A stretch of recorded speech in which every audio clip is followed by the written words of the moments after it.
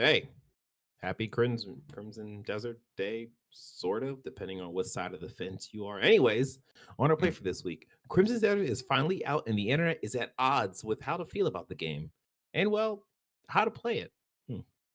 Insomniac wants to give you even more reason to pre order Wolverine later this spring.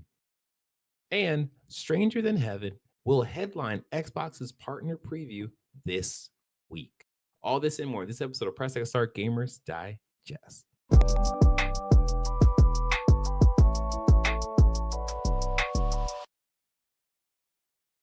What's up, everyone? I'm your host, TJ, aka Sexy Bad Choices. I am joined by Sean M.F. Ross. What does the M and F stand for? The ice cream man. Oh, yes. Some of that mocha frappuccino. I don't know. I tried. I failed. No. Absolutely not. All right, now you know who we are. This is Press X Start Gamers Digest, a video game news show that condenses the most important gaming news from this past week into an hour-long meal just for you. We are live. Oh my God, my throat. Excuse me.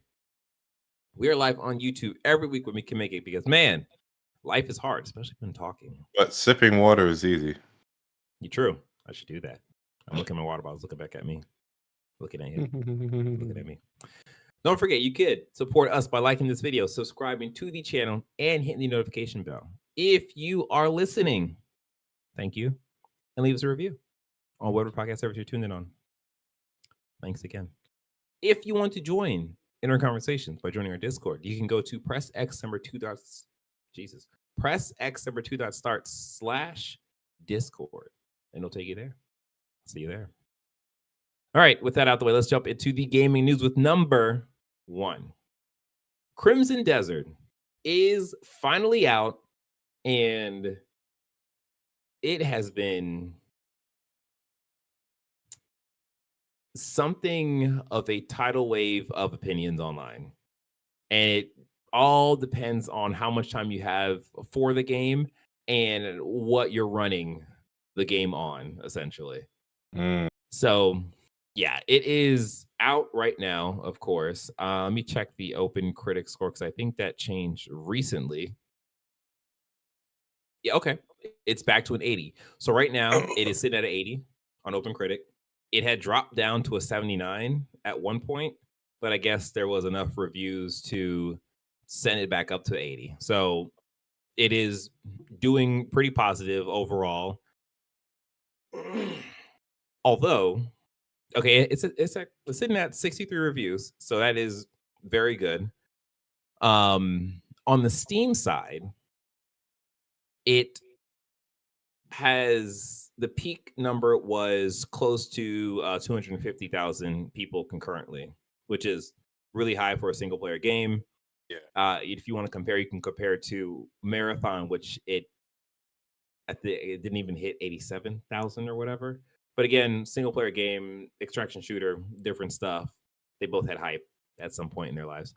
The big thing about Crimson Desert was the review, the Steam reviews.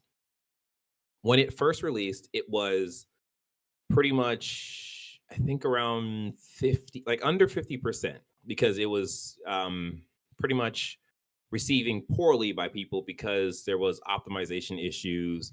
The keyboard and mouse controls were actually abysmal in that if you look down at your keyboard, the left control was block, and then F3 was heal. So you would have to split your hands to essentially, while blocking, press F3 to heal, and you couldn't remap your keyboard like easily. So it was a mess. The controller was a little better, but still not great. There was definitely decisions there made. It was like, this is obviously your first time making a game for a controller. Yeah. But Pearl Abyss, the studio behind Crimson Desert, has been very responsive in terms of, putting out patches. Okay. Yeah, exactly. So they actually put out a patch today as of the recording. And that patch was received so well that it actually pushed up the Steam review number or the percentage to it's at like a 73% right now. So they are doing what they're supposed to be doing. They, released the game in the state that it was. It has it's a good game. It's just obviously like, it has that like first time failings that, I've mentioned before, like when you see a game that's developed by a studio that, is known for something else, but they like switch to a different genre. It's just kind of like, okay, well, there's these things that you could have learned from if you would make this game again. But yeah, that's where we are right now with Crimson Desert. In terms of the opinion online, it is very interesting to see how it was received, the discourse, just all over. Yeah, like it seems to me what the okay, there's like three camps, right? There's a camp that absolutely loved this game. There's the camp that bailed out before hitting the point where everyone's like, oh, if you stick through X many hours, the game gets better. And then there's the group that's just like, nah, this ain't for me.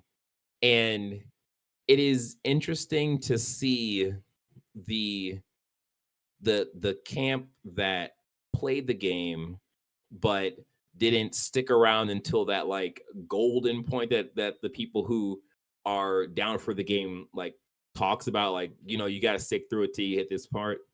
Yeah. And it's very interesting. It's just like, well, both sides are kind of right in that like the game should be at least interesting enough to play from the start of the game. It shouldn't be like a slog to get through, to get up to this point of like, oh, now it's good. It should ramp up slowly and be that kind of thing going through, right? Like that's the thing. But there's just all kinds of gamers out there. I have my opinions. I kind of look at this game like how I looked at playing Elden Ring. Yep. And it's just like, okay, well, this is going to be a game where they don't really tell you anything. And boy, do they not tell you anything. Like, and it looks like you can do everything. You can, yes, exactly. And that's like one of the beautiful parts of this game, where it's just like the game is more about discovery than about really telling a story. And it's like, it depends on what kind of ride you want to be on for this game. Because like, if you are down to just like discover things in this world, it has that stuff for you. But in terms of a story, it's like, there's a story there. It's just not, it's not Red Dead Redemption or like God of War. It's not anything crazy like that. It's but not a there's Sony something... first party story focused game. It is a kitchen sink, everything in the game except the story, it seems like. Yes. That's exactly what it is. It is most certainly a kitchen sink game. So that's pretty much the overall like top line stuff of this. I'm gonna get more into my impressions when we talk about what we've been playing. But as is right now, Crimson Desert has sold 2 million copies in about 24 hours. I'm not sure what that number is now, but that kind of makes sense with what they were. I think we had talked about them. Their pre-orders number was like 400,000 people on Steam alone or something like that. So 2 million makes sense. Yeah, exactly. We talked about Steam charts already. As I had said, Pearl Abyss had released a patch that fixed a number of issues. And at the end of the patch, they said that this is just the first patch of many patches that will get the game to where they want it to be and where they want, well, to where the fans want it to be in terms of like just random things like you don't have a normal like storage for items. So it's just the storage on your character, and that's the only storage you have. And like you have to do things to increase that storage. And it's just very brutal. It's just very brutal. Because like you get to a point where you have stuff that's important, but you're like, okay, well, I gotta figure out what I'm gonna get rid of because I can't just store everything. Yeah. Yeah, Yeah. no, mm-mm. Yeah. Yeah. And like it is a thing of this is the game and it is up to you to decide, do I want to invest in this right now, or like is it just not even worth it? And like I totally respect the whole like, you know what, nah, this ain't worth it for me, like I ain't gonna do it. But I started with kind of mixed, and then I slowly started to unravel the game and understand like what it's trying to do. And it's like, okay, I'm here for the ride, at least for right now. Like this is fun for right now. But yeah. And then there's another story that came out about Pearl Abyss, and they were addressing the concerns that gamers had because they noticed that I think specifically a like piece of art that's in the game looked like it was created by AI. And the problem with that was that Pearl Abyss did not disclose on Steam that they had AI assets. So Pearl Abyss came out and basically addressed the audience and was like, our apologies. That the AI assets that made it to launch was actually just um pre-production stuff that got Placeholder shit. yes that missed the whole audit process or whatever. They basically gave us like an excuse slash reasoning for doing what they're doing. As long And as they remove the shit, I that can like that's understand. You know, yeah, like that's kind of where I'm at right now, where it's just like it's one of the things where this has happened so many times at this point where it's just like I'm just kind of losing the steam of like being up at arms about that anymore. And it's just like as long as it's not egregious, because like I mean, like, come on, like Crimson Desert is probably like one of the biggest games that's gonna be in this generation. Maybe second to like Grand Theft Auto. Like that map is huge. So there's a bunch of art assets in that game, and it's just like, okay, well, you know, two or three things, or even I think it's like I think that I think it's like 10 things maybe.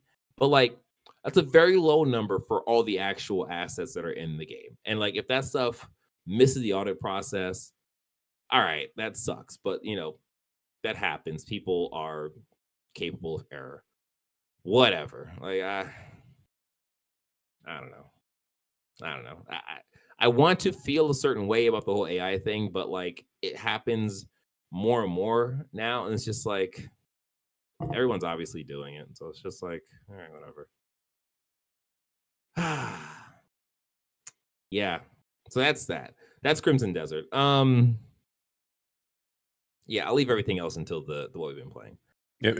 You got anything you want to add? No, I'm not touching this game. It's too much. Yeah. I have Yeah. it's six. I don't even know if young me wanted all of this. Like,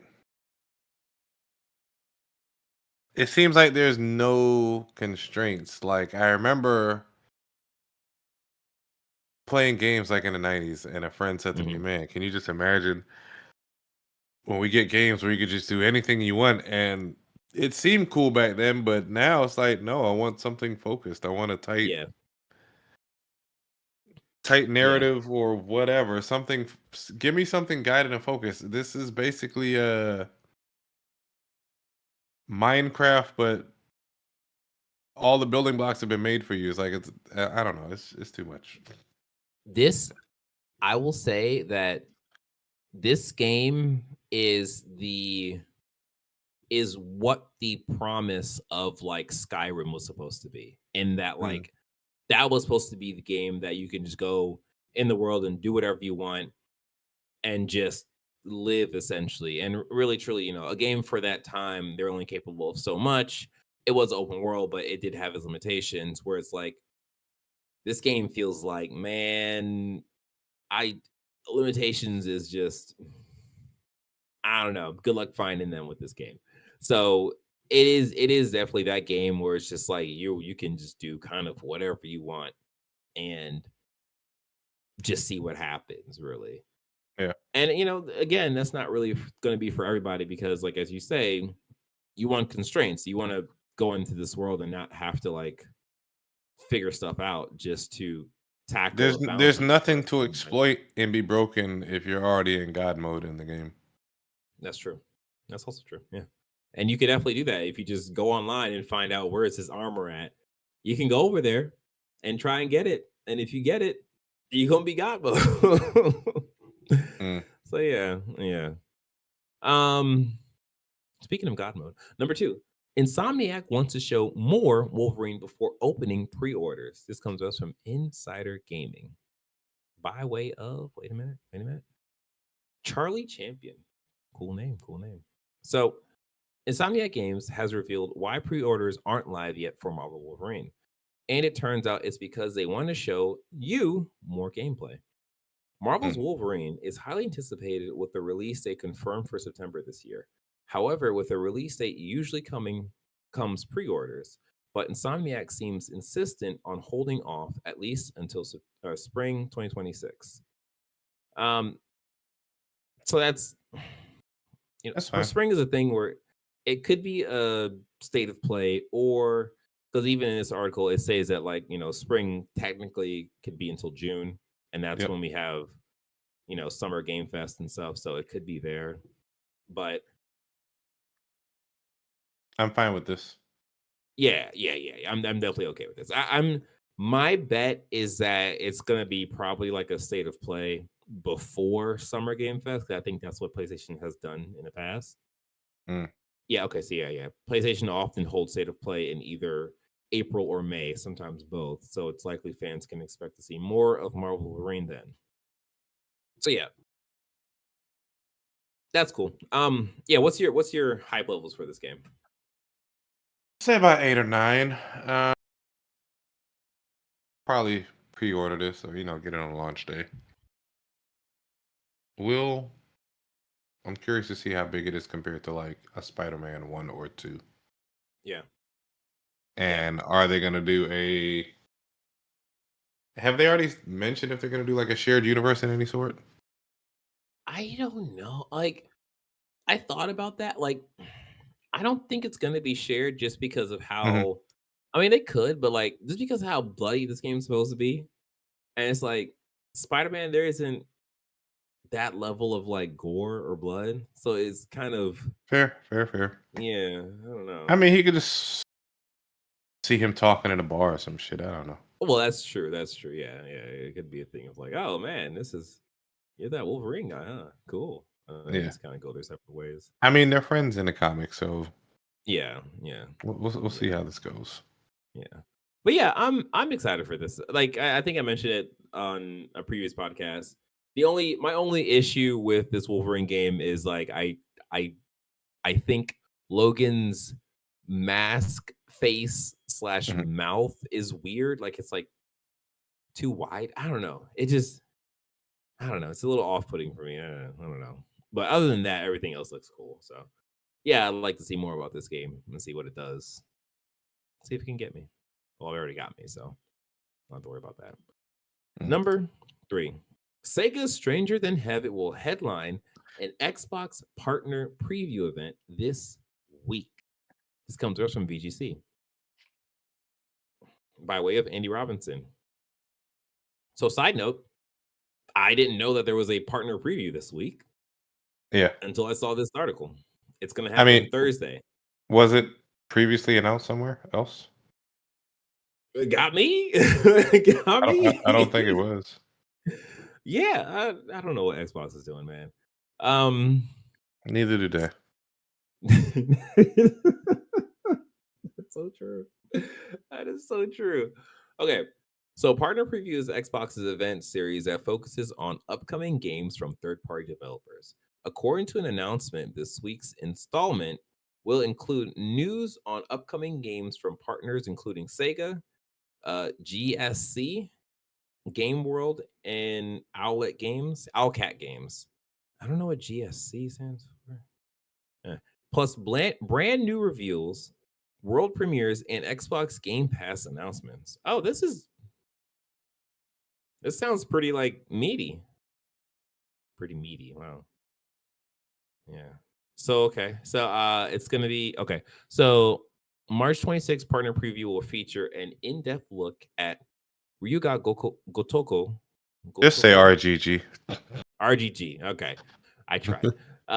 New project, Stranger Than Heaven, an update on Stalker 2, Heart of Chernobyl, plus new looks at the expansion Osiris Reborn. Does any of that does anything for you? Only Stranger Than Heaven. Yeah. Yeah. Yeah, I'm there too. That's literally all I'm here for. Man, that is so like man. Just man. Xbox is not even on a good day, huh? Anyways, that's not all we'll have for you with first looks and announcements from more great games coming to Xbox consoles, Xbox on PC, and Game Pass, Microsoft said. Cool. Yeah, so the event will be broadcasted digitally on Thursday, March 26th at 10 a.m. Pacific, 1 p.m. Eastern, 5 p.m. UK across our Xbox channels on YouTube and Twitch. Okay, and the rest of the stuff is just kind of extra stuff. So yeah, we'll out see you of there. 10, how excited are you for this? One out of 10. One being Stranger Than Heaven.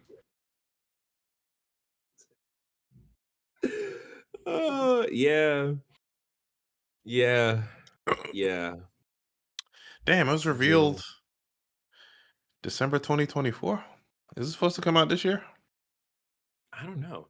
Wait, it wasn't last year? It wasn't revealed last year? It was revealed 2024? It was called Project something at first, and then we got the name of it. Century. Yeah. Yeah. Okay. That makes sense. Man, okay. Yeah, we'll see what that's Thursday, that's down the road, Does not All have right. a set release date, but expected to launch in or after the fiscal year ending in March 2027. Okay. That's fine. That is fine. All right. Now before we get into some dungeon diving, I guess. Hey, you good? Great. Like this video, subscribe to the channel, hit the notification bell. Thank you. Do it.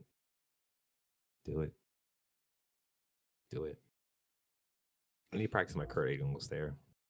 Number 4, Minecraft Dungeons is getting a sequel this year, and it's coming to PS5 and Switch too. Comes to us from VGC by way of, where is the article? Did I not? Oh, you know what? I'm sorry, guys. This is all the way at the end, isn't it?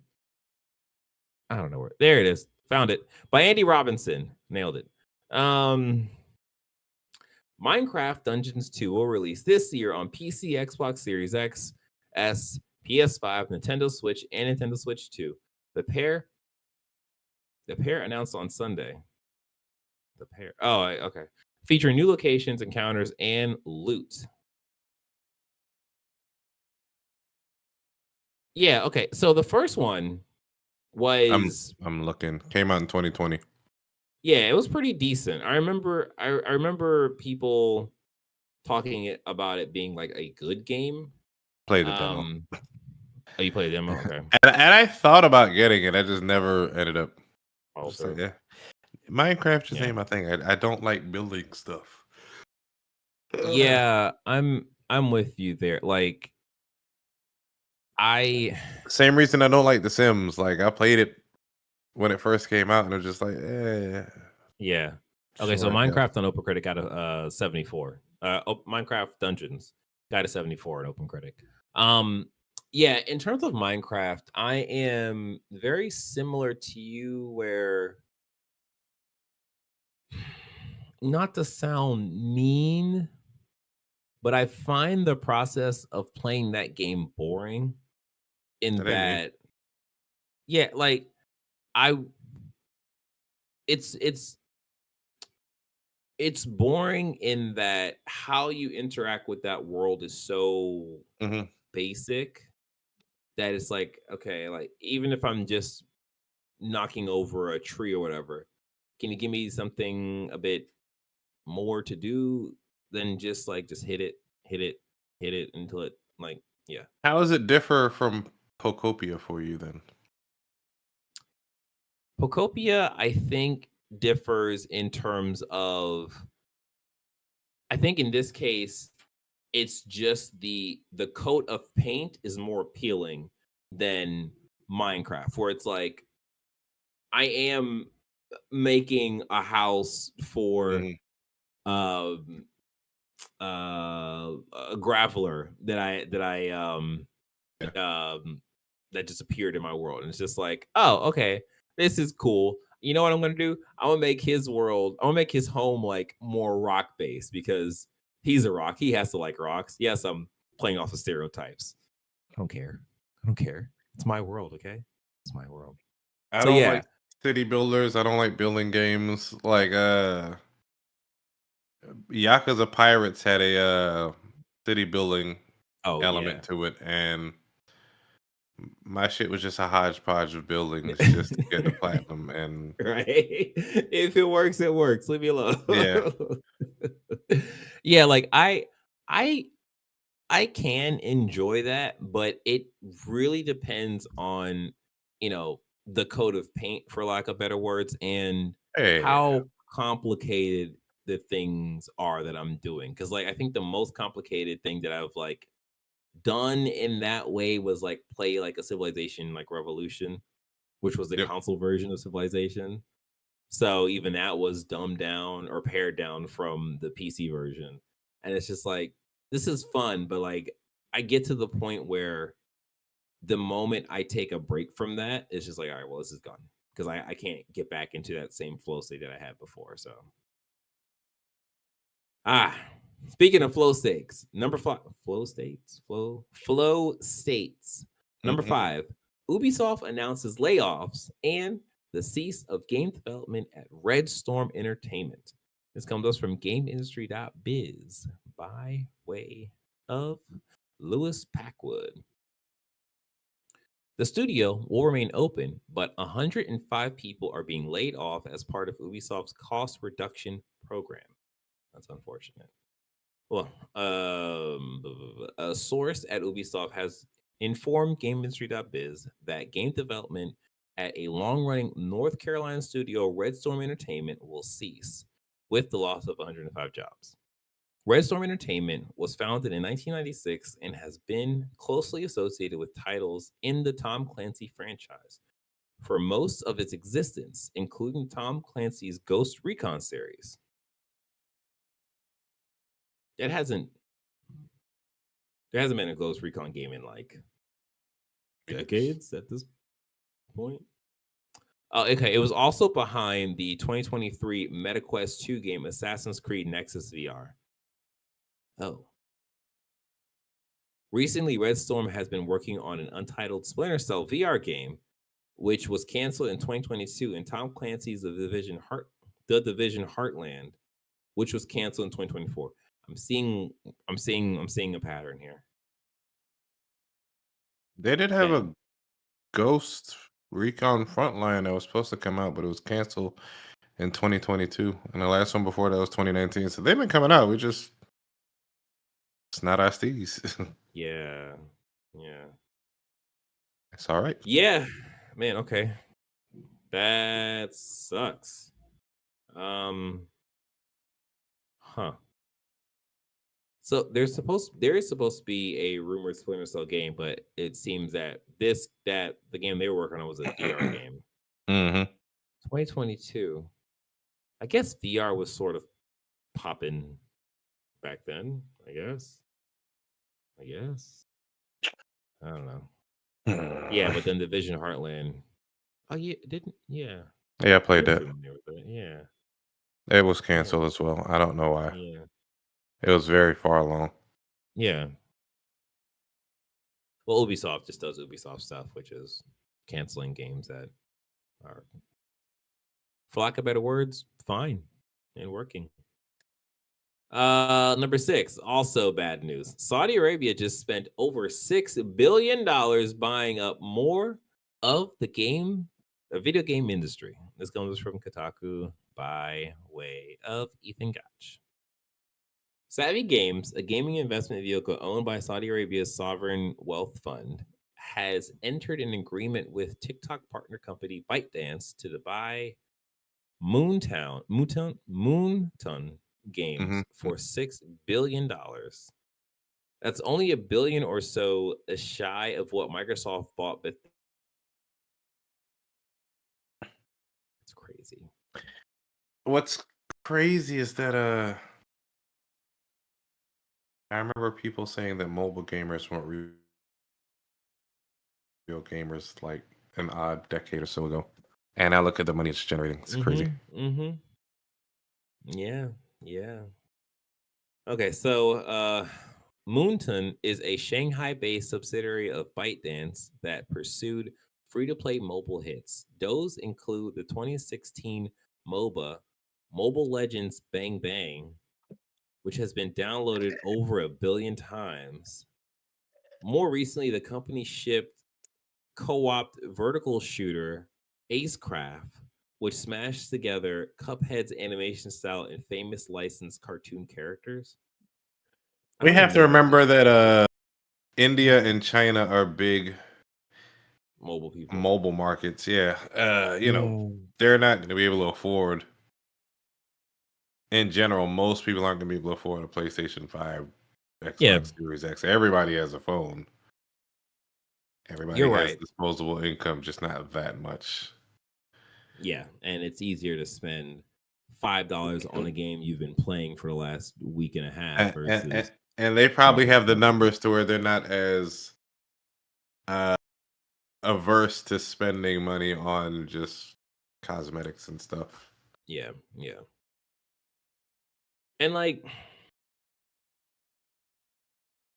I think that like my main wish for the video games industry would be to classify mobile games as like a different thing, because I feel like that was that was the like signifier for, oh, the industry is in decline, when they like combined mobile game stuff with, I don't want to say normal video game stuff, but like with like not mobile game stuff. Because it's like mobile games make so much money, but it's just how like they have a different type of operating level than like PC or console games. So it's just like we get into this pattern of these PC or these game developers, these publishers are chasing the money that is mainly generated from like mobile games, and it's just it's like unless it's like a Fortnite or Call of Duty, but you can play Fortnite on mobile, so it still dips its toe into that as well. As same for Call of Duty Mobile as well. So I don't know. I mean, I played a little bit of Call of Duty Mobile. I just had I don't like spending money on microtransactions and shit, but I mean, it's pretty solid. So I mean, I can see why people are playing games like these and dropping money. Oh yeah. No, I like the thing is, and that's the thing, like I still play Marvel Snap. Like and that game, that was like what, 2021 or something? Like I still play that to this day. And it's just like, yeah, mobile. Do you spend money on it though? Yeah, oh, yeah. I gotta support it, Sean, because if I don't spend money on it, then what will happen to the studio? How will they feed themselves? The poor studio. But yeah, it is a thing of like, I don't have a problem with mobile games existing. I have a problem with console publishers and developers looking at the money that it's generating and being like, oh, we want to generate that money, but in our console games. And like that's where you get that poisoning of the well of like, instead of making single player games, we're going to try to make live service games, because live service games we could put microtransactions, and microtransactions makes money.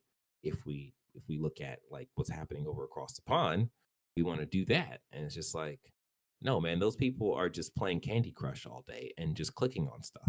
It's a different thing. Yeah. But they don't care. They don't see that. So here we are, suffering. All right.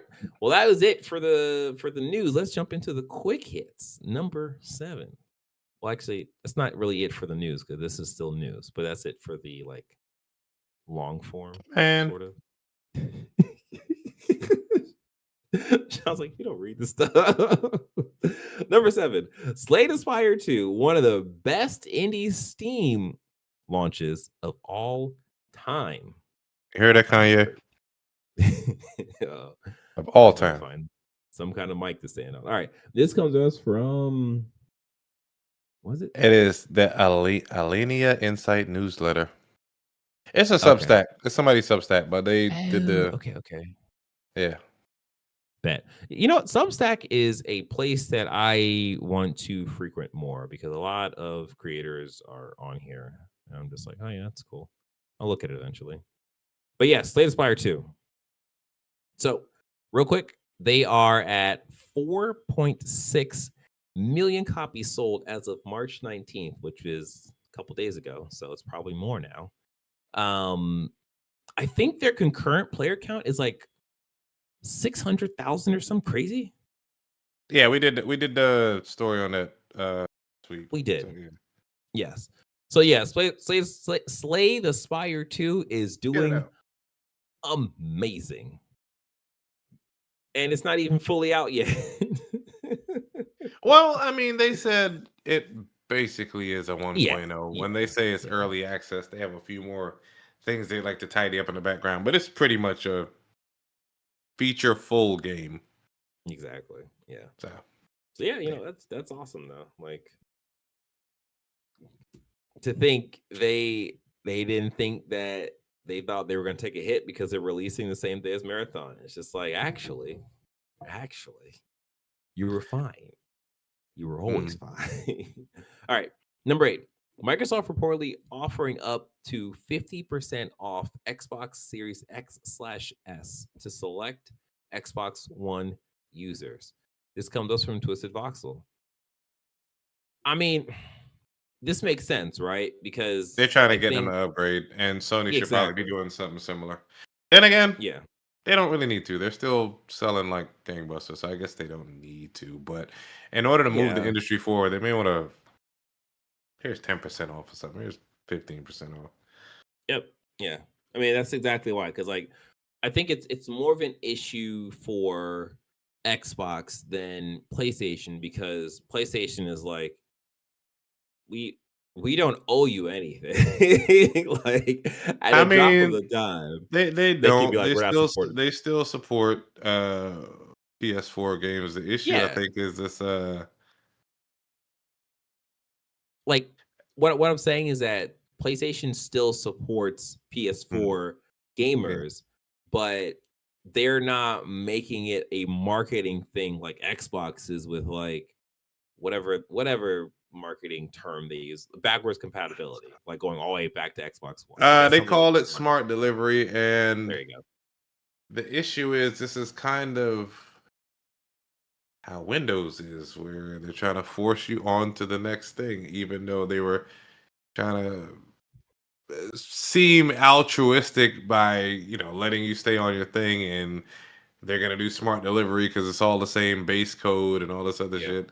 And it just caused problems later on down the line, as we said it would. Yep. And it didn't help that does the series, granted, PS5 doesn't have that many exclusives to PS5, but they at least Mm-hmm. tried to draw a line between generations. Xbox tried to muddy the line, and then they don't even have uh exclusives. They're trying to do cloud gaming and just please everybody, and it's dragging everybody down. Yeah. I mean, the problem with Xbox is that they are not in a position to do exclusives anymore. One, because they marketed so heavily about having their games everywhere, but two Mhm. is just the unfortunate reality of like, dang, our games sell better on PlayStation than they do on Xbox because of one, our Game Pass system, and two, there's just more PlayStations out there. So they kind of are stuck between a rock and a hard place. So I don't Uh, know. Trying to see. They Can't buy have a Philly Phil. they had Starfield, they had Senua, they had Forza, Avowed. All that's come to PlayStation. There are Yeah. no exclusives, No, I guess. no. It just doesn't work out for them. That's the unfortunate side to this. Is just Mm. yeah. One more Um. thing. All right, well, that's it for the news for today. Let us jump into what we've been playing. Sean, what have you been playing? All right, so I think I said last time I beat Yakuza 3 Kiwami story, or Yakuza Kiwami 3, however you want to say it. But they had a little side story called Dark Ties, where it had one of the main villains, and you're playing from his perspective. I'm not even gonna call him a villain, antagonist. Everybody's a Okay. goddamn villain in the Yakuza, you know. You're in a giant gang. Right. What I find interesting is that a lot of people don't like Dark Ties for the simple fact that it's showing you actually doing bad shit, or it's showing it is actually showing the seedy underside. You're not trying to be the hero like Kiryu is and Majima, where you know you What's an just. example of like the bad stuff you're doing? I feel like there's a lot more blood. You're actually stabbing up people. He is stomping the shit out of people's faces. He is Oh. kicking people on the down. He's attacking allies. Um, Okay. so you are under. They have families and different hierarchies. So you're Mm-hmm. under a guy who just got out of prison or jail for like sexual assault, and Mm-hmm. he's just a piece of shit. Like Okay. when you first try to meet him, he's trying to assault a girl. He's fresh out of prison and he's trying to assault a girl again. And you kind of buy him off to be like, Wow. "Hey, let's not do this. We can make money another way. We can do things another way." Yeah. But it is interesting to see the story. So, Okay. um they have a different side story setup, of course. Different move set, different gauntlet tournament style stuff. Okay. And you are also tasked with raising his reputation around city. So you go around doing good deeds in his name. Mm. Yeah. Okay. So did you And did you beat it? I am Or trying, you? even though I don't plan on getting the platinum, I want to see certain cutscenes in this side Oh, story thing. So I'm doing all the content in it, gotcha. but I'm basically at the last battle. So I'm almost Okay. done. Okay. I'm Yeah, you're almost almost done. there. Yeah. Okay. Cool. Cool. So I mean, would you rate it now, or are you still like kind of waiting for the end to get there? Feel like you could rate it. It's a Yeah. short 3 chapter thing, but with all the reputation building, that's where the meat and potatoes of it is, like meaty gameplay. Yeah. Give it a 7 or 8. Okay. It's decent Yeah. enough. Yeah. Yeah. Okay. Okay. So for me, as I said earlier in this cast, I've been playing with the Crimson Desert. I've also been playing Pokemon Pocopia. Um, just real quick on Pocopia, that game is still my like cool down game before bed, which Mm. ultimately means I have not done much in that game because I end up falling asleep playing that game. You're an So old man. it's just I the one thing that I like about that game is that the hours in the game reflect like real day hours. So it's Mm. nighttime in that game too. So every time I fall asleep and like the next time I play, it's daytime. The character wakes up like what happened? I'm just like, I don't know, man. Sorry. Yes. But yeah, that's Pokemon Pocopia. I continue slowly um playing that game and building stuff and just I continue to be annoyed but impressed by how more creative people are online when it comes to like building and putting like interior designers. Like interior designers are just low key dominating in this game I see online people on the characters. remaking routes and Pokemon. Pokemon towns. Yes, yes. That's It, crazy. the thing that blows me is like, oh, it works. Game Freak, what are Hmm. you doing? What you have it right here. What are you doing? Anyways, so that's that. Okay, Crimson Desert. Crimson Desert. Hmm. Crimson Desert is I want to say it's probably one of the most interesting games that I have played in a long time. In that it really does not tell you much. Like it gives you a very like brief tutorial of like, hey, this is how you attack, this is how you dodge, this is how you block, this is how you parry. Good luck. And then it kind of puts you off in this world where you're like doing stuff and like I think I'm about maybe like 14 hours in. I'm in like chapter 3. Yeah. I've I've essentially gotten past the point people are like, "Oh, you gotta stay past this point. After this, it gets better." And I will say, it definitely gets better. Crimson Desert, right now where I'm at, is probably a. You hear something? One of the kids? Let's keep going. Okay, yeah. Crimson Desert is probably. I would define it as a 7.5 that has the potential to be a 9 if they Mm. just got their stuff right. And it's so frustrating sometimes to be playing this game and be like, yo, this is so cool, but at the same time, it's like, why do these controls do this? Like, why? So one of the things, right? In the game, this is like a medieval fantasy world or whatever. Yeah. There's a bounty system. There's bad people. You got to go get them. And, this game is very systems heavy. So the game is like, hey, look, if you capture these people alive, you will get more money from us than if you kill them and bring the dead body over, right?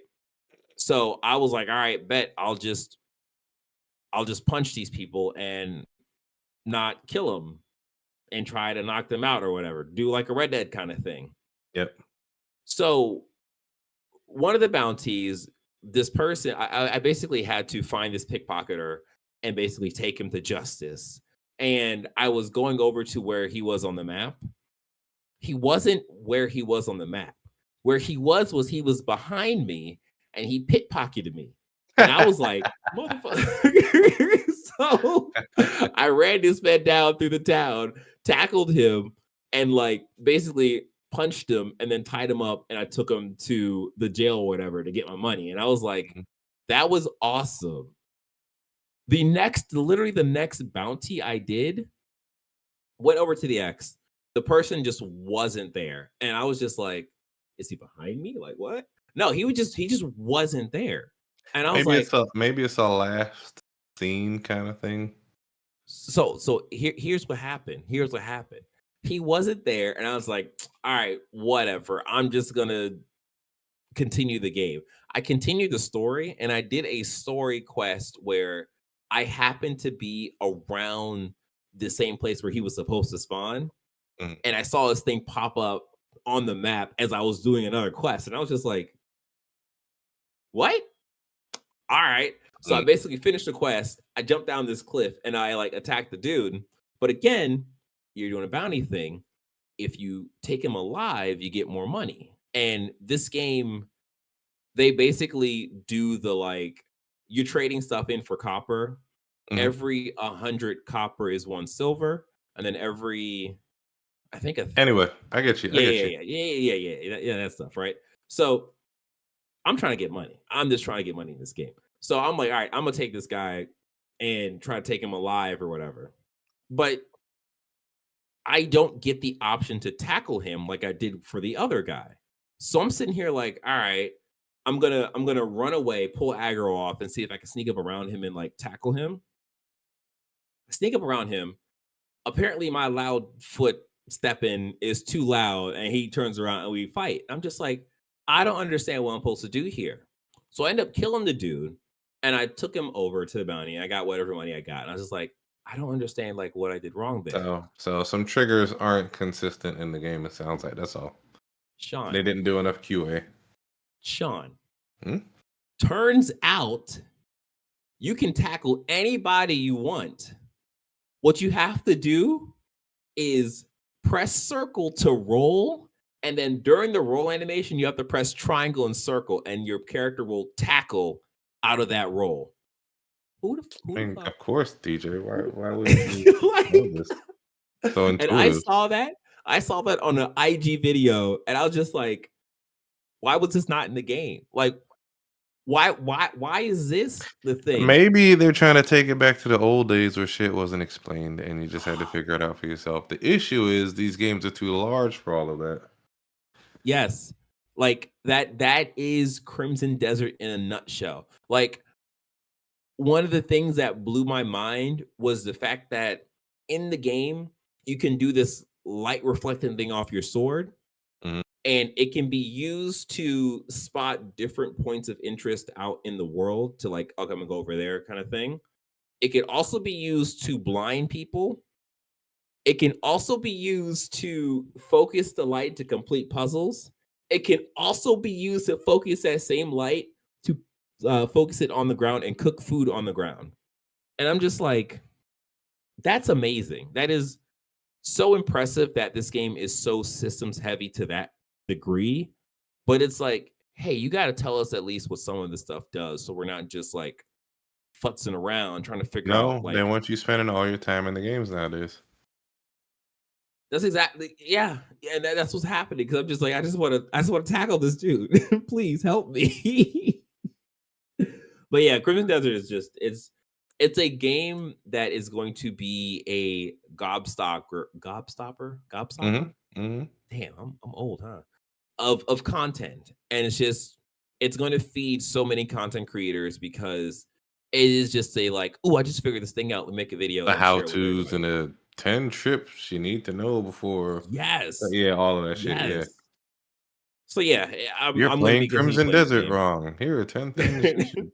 Yeah. Yeah, yeah.